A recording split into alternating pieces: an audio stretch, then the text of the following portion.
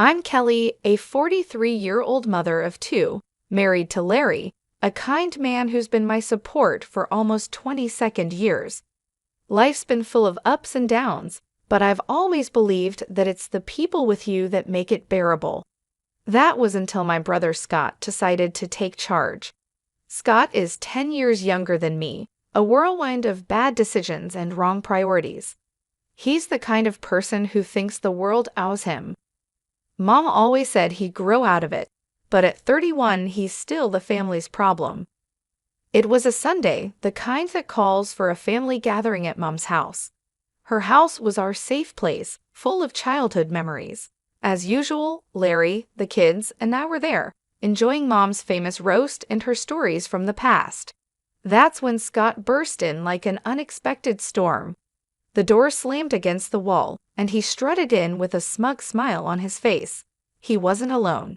Clinging to his arm was a young woman, barely out of her teens, with a clearly pregnant belly and a dress more suited for a nightclub than a family lunch. Larry choked on his tea. Lauren, my 13-year-old, asked if she was going to be an aunt. Eric, the 10-year-old, was more interested in why Aunt Olivia's dress was so shiny. Family, meet Olivia, my fiancée, Scott announced, as if he was showing off a prize. Mom's fork dropped. Fiancé, Scott, we talked about this, she said.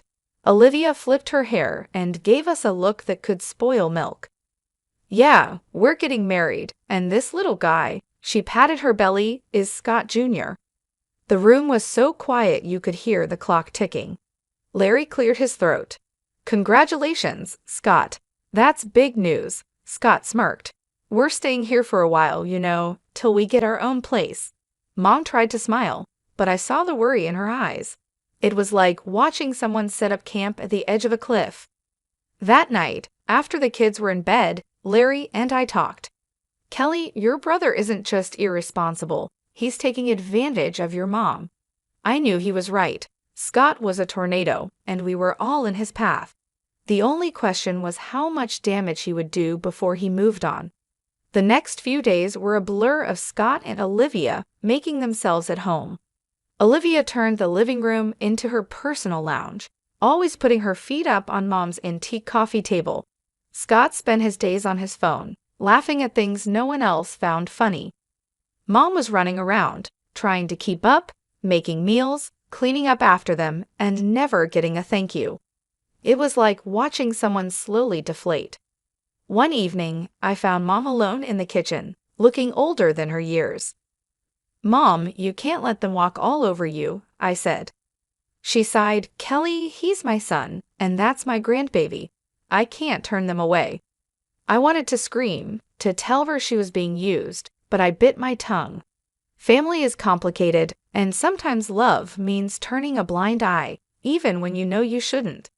That's how our new normal began, Scott and Olivia, the ungrateful guests, and the rest of us trying to keep the peace in a house that suddenly felt too small. Little did I know, this was just the calm before the storm. Living with Scott and Olivia turned our lives upside down.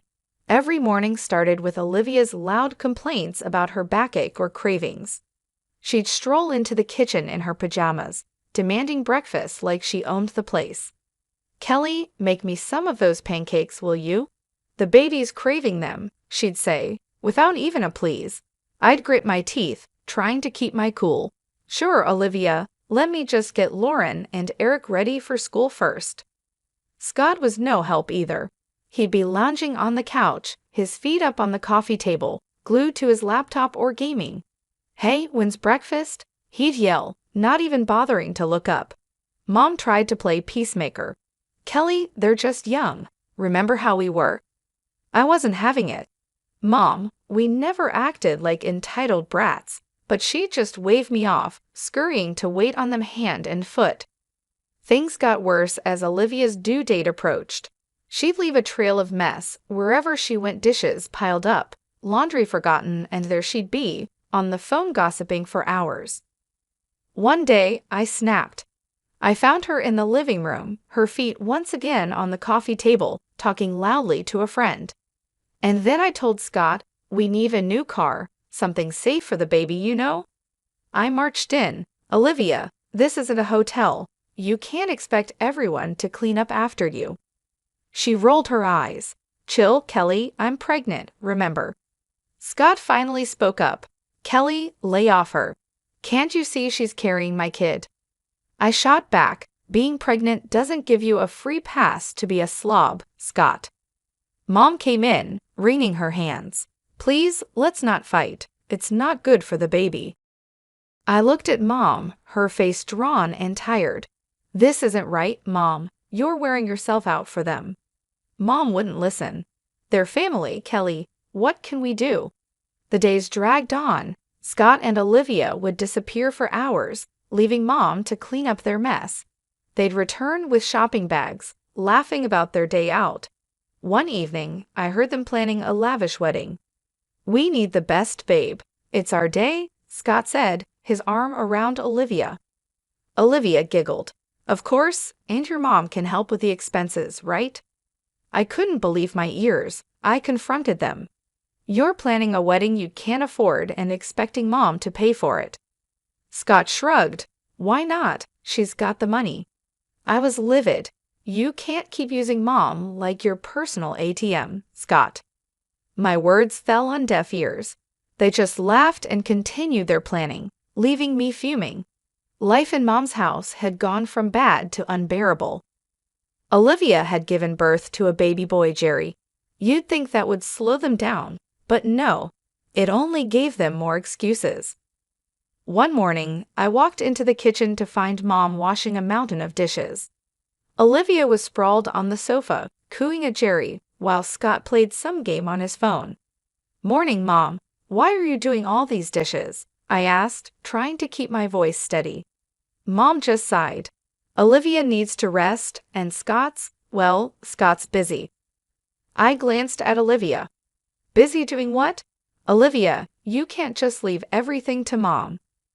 Olivia shot me a look. I just had a baby, Kelly. I'm not supposed to stress myself. Scott didn't even look up. Yeah, Kelly, back off. You don't know how hard it is. I couldn't believe it. Hard? You call sitting on your butt all day hard? Mom tried to calm things down. It's okay, Kelly. I don't mind. But I was past caring. No, it's not okay. You're not their servant. It was like talking to a wall. Scott and Olivia just didn't care. They'd leave the house for hours, leaving Mom to take care of Jerry. They'd come back with bags of clothes and gadgets, bragging about their great deals. One day, I found a receipt on the table for a designer dress for Olivia. It cost more than what most people make in a week. I confronted them. Scott, where did you get the money for this? And why is Mom paying for your lifestyle? Scott shrugged, not bothered. She's our mom, Kelly. She wants to help. I was furious. Help? You're bleeding her dry. Olivia smirked and chimed in. If she's willing, why not? Besides, what's it to you? I couldn't take it anymore. I had to talk to Mom alone. Mom, you can't keep giving them money. They're using you.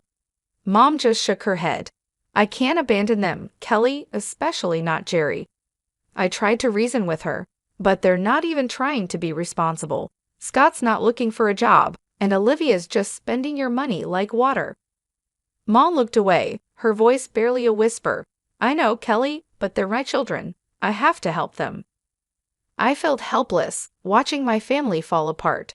Scott and Olivia were like leeches, draining everything and giving nothing back. And Mom, bless her heart, was too kind to see it. I didn't know how much more I could take. The breaking point was near, and I feared what would happen when we finally reached it. Things took a turn for the worse when Mom suddenly fell ill. It happened so fast. One day she was her usual self, and the next she was bedridden, looking frail and weak. I was at her bedside, holding her hand. Mom, you're going to get through this, I whispered, trying to sound more hopeful than I felt. She gave me a tired smile. I'm just worn out, Kelly. I've lived a good life. Scott and Olivia were nowhere to be seen, probably out spending more of Mom's money. I couldn't hide my anger anymore. Where are they, Mom? Why aren't they here helping? Mom's eyes were sad.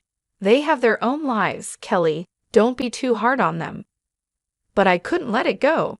Their own lives? They're living off you, Mom, and now when you need them the most, they're absent. Mom just sighed. It broke my heart to see her like this, defeated and alone. Then the inevitable happened.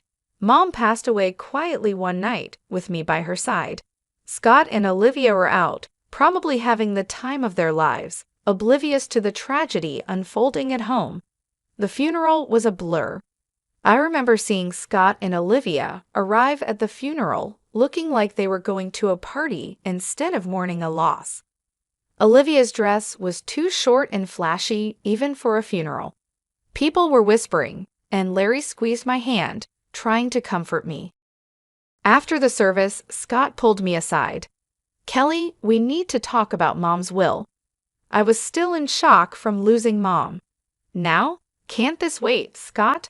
He was insistent. No, it can't. I know she left the house to me. We need to sort this out. I couldn't believe his audacity. Scott, Mom just died. Can't you show a little respect? But Scott was relentless. This is important, Kelly. I'm her son. I deserve it. The day after the funeral, I went to Mom's house to start sorting through her things. When I got there, Olivia answered the door with a smug look. What do you want, Kelly? She sneered. I was taken aback. I came to collect some of Mom's things. Olivia laughed, a cold, harsh sound. Oh, you didn't hear. This is our house now. Scott got everything. Scott appeared behind her, grinning. Yeah, Kelly, Mom changed her will. The house, the money, it's all mine. I felt a surge of anger and disbelief. You're lying. Mom would never do that. Scott shrugged. Believe what you want, but the will is clear. This is my house now. I stood there on the doorstep of the house I grew up in, feeling like a stranger. The realization hit me hard. Not only had I lost my mother, but now I was losing my childhood home to my greedy brother and his manipulative wife. As I walked away, I knew this wasn't the end. I had to fight back for Mom, for my family, and for what was right. But little did I know, the battle ahead would be tougher than anything I'd faced before. I was a bundle of nerves as I walked into the notary's office. The whole situation felt like a bad dream. Losing Mom was hard enough, but fighting with Scott over her will was something I never imagined. The notary, Mr. Richard, was an old family friend. He looked up as I entered, his face somber. Kelly, I'm sorry for your loss. Let's get straight to the matter at hand. I nodded, trying to steady my voice. Mr. Richard, Scott says Mom left everything to him. That can't be true. Mr. Richard shuffled some papers. Well, let's see what the will says. Scott and Olivia walked in just then, all smugness and arrogance. Olivia gave me a triumphant smirk. Ready to lose, Kelly? I ignored her and focused on Mr. Richard. He cleared his throat and began reading the will. My heart was pounding in my chest. And to my son Scott, I leave. I braced myself for the worst, the sum of $4,000.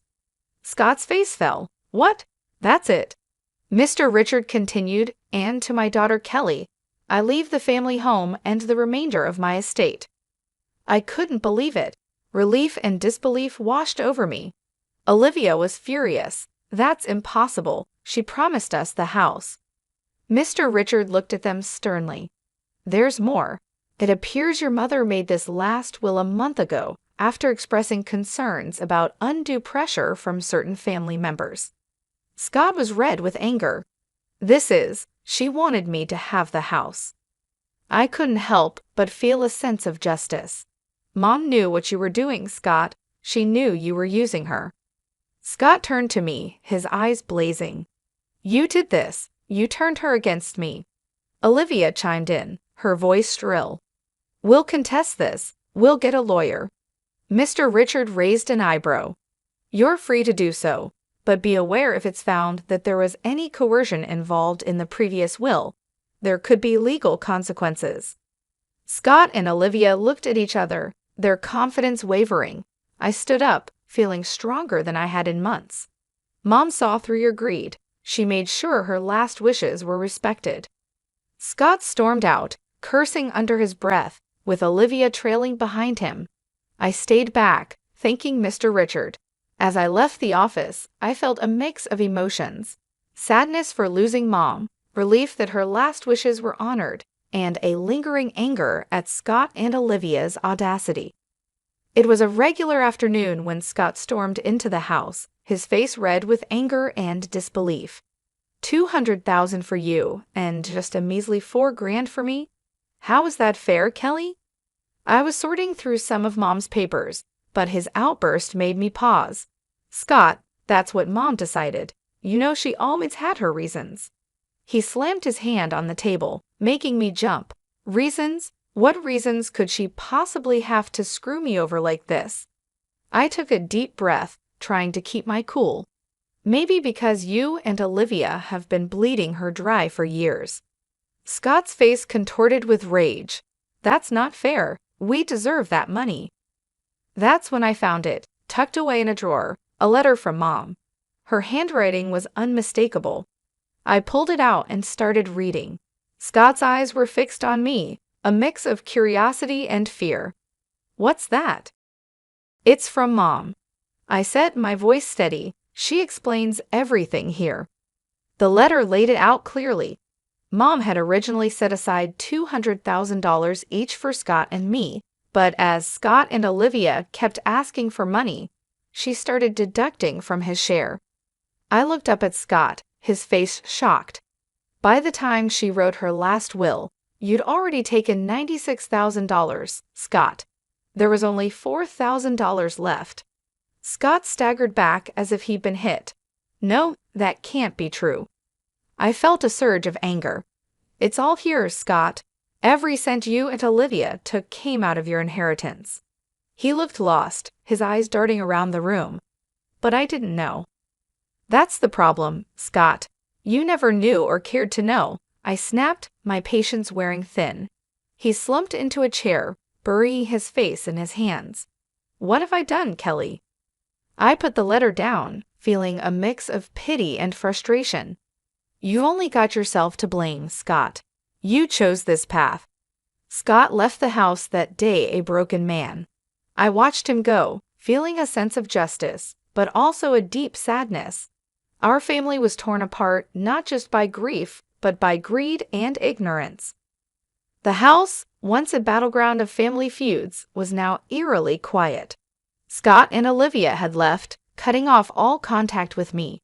It was both a relief and a curse, leaving me to deal with the aftermath of their chaos.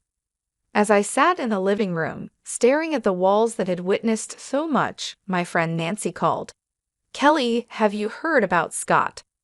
I braced myself. No, what now? She hesitated. He's been spotted around town, looking for jobs. And Olivia? She's been seen with different men, flaunting around like she's single. My heart sank. And Jerry, their son. No sign of him, Kelly. It's like they've forgotten they have a child. I slammed my fist on the table, fury boiling inside me. They're irresponsible and selfish. They don't deserve a child. Nancy tried to calm me. Kelly, maybe there's something you can do. Her words sparked an idea. You're right. I'll fight for Jerry. He shouldn't suffer because of them. The next day, I met with a lawyer, a no-nonsense woman named Miss Michelle. I explained everything, my voice trembling with determination. So, you want to pursue custody of your nephew? Miss Michelle asked, her eyes sharp. I nodded firmly. Yes, he's in a toxic environment. I want to give him a better life. Miss Michelle leaned forward. It won't be easy, Kelly, but if you're ready to fight, I'm with you. I felt a surge of determination. I'm ready. Whatever it takes.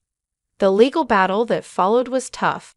Scott and Olivia were unpredictable, sometimes cooperative, sometimes hostile, but I didn't back down. One evening, after a particularly hard day in court, Larry wrapped his arms around me. You're doing the right thing, Kelly. It's hard but right. I leaned into his embrace, exhausted but hopeful.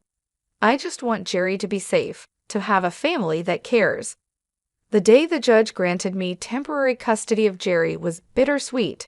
He was a sweet boy, confused and scared, but he slowly opened up to us. Lauren and Eric adored him, and he brought a new kind of joy into our home. Scott's reaction was a mix of anger and defeat. "You've taken everything from me, Kelly."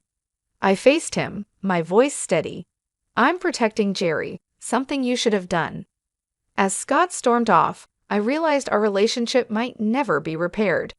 But this wasn't about us. It was about a little boy who needed a stable home. Life with Jerry was a new adventure. There were challenges, of course, but also laughter and love. He was becoming a part of our family, and I was determined to make it permanent. Looking back, I knew I'd made the right decision. It was time for new beginnings for all of us, a chance to heal, grow, and build a future filled with love and stability. That was the legacy I wanted to leave, a stark contrast to the selfishness and greed that had once threatened to tear us apart. The house, once a reminder of family discord, was now filled with laughter and the pitter-patter of little feet. Jerry had become a part of our lives, his presence a constant source of joy and wonder. One evening, as we were tucking him into bed, he looked up at me with those big innocent eyes.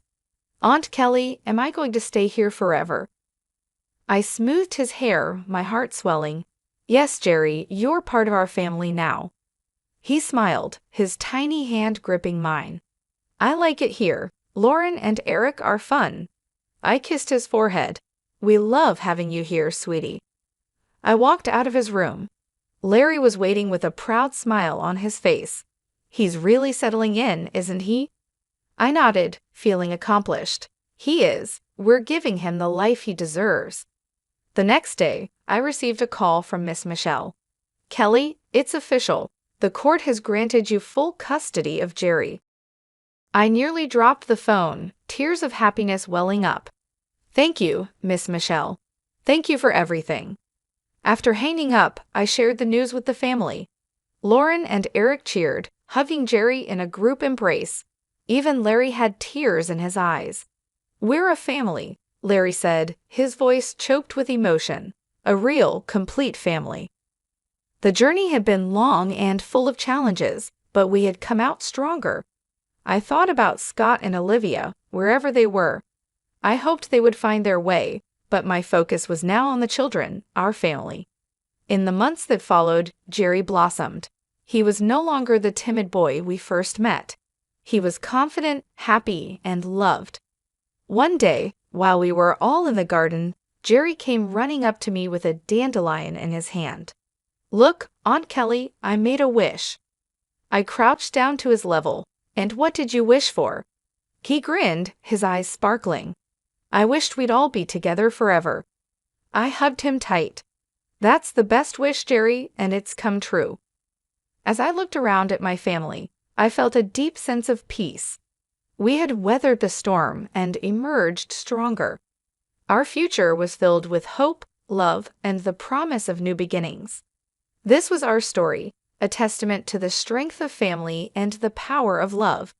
It was a future of hope, and we were ready to embrace it with open arms.